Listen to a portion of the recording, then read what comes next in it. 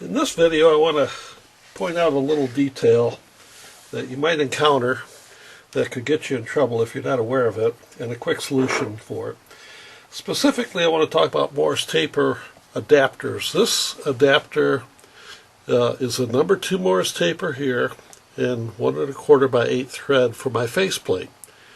And I use this to locate a faceplate on my rotary table when I want to do some special carving and routing on it using the devices that I've made, and I'll show you. I've shown that in other videos, and I'm going to be making more later. But the point is, this locates your faceplate perfectly on center on your rotary table, and then you can position it accurately. I've been using this very successfully on a 6-inch rotary table that I have. The next project I have coming up, I'm going to have to shift to my 8-inch rotary table. That has a number 3 Morse taper, which this will not, of course, fit into. So you want to use a sleeve. This has number 3 Morse taper on the outside and number 2 Morse taper on the inside, so you can just put that in place, and voila. But if you notice, this is short.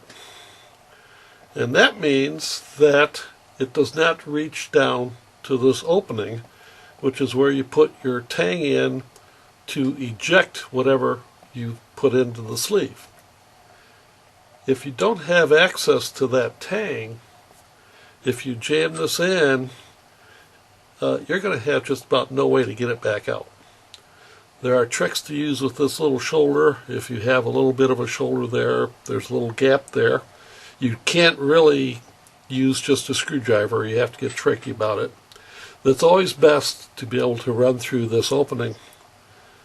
So, what to do? Well, the solution is fairly simple. In this case, a 1/2-inch bolt would fit in here.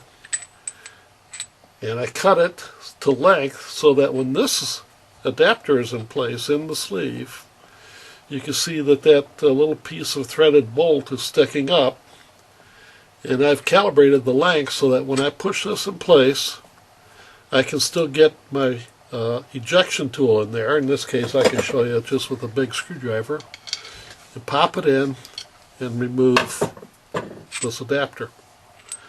If you don't think of that and jam this in first, you're going to have a brutal time getting it apart again.